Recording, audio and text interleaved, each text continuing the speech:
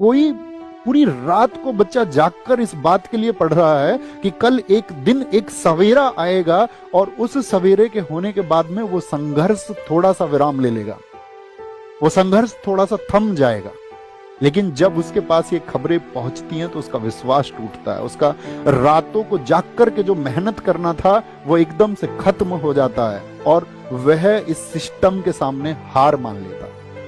मेरा दोस्त, ये हार मानने का वक्त नहीं है। खुद से वादा करना कि अब क्रांति होगी और अब आंदोलन होगा और इस देश के हर घर से आवाज उठेगी और इस बात के लिए आवाज उठेगी कि हमारे साथ अब इनजस्टिस और नहीं हो सकता, हमारे साथ अब अन्याय और नहीं हो सकता है।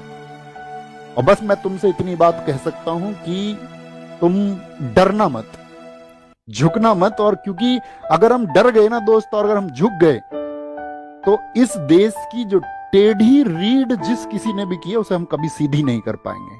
और ये छात्र वर्ग, ये जवान वर्ग जो इस देश की नेताओं के द्वारा जो या सिस्टम के द्वारा या खराब अधिकारियों के द्वारा, भ्रष्ट अधिकारियों के द्वारा जो टेढ़ी रीढ़ की जा रही है उसको हम सीधा करेंगे और मिलकर करेंगे। मैं व्यक्तिगत तौर पे कहूं कि मेरा जीवन तुम सबकी वजह से है।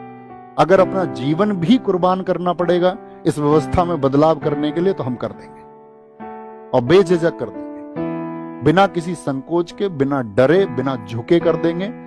तो ये एक मूवमेंट होगा। हम आपको बता चुके हैं 31 को टीचर्स की मीटिंग होगी आपस में। सब टीचर्स आपस में डिसाइड करेंगे कि कैसे एक परफेक्ट वे पर चलना है ताकि आपकी चीजों में जो आवश्यक सुधार होने चाहिए वो कैसे किए जाएंगे।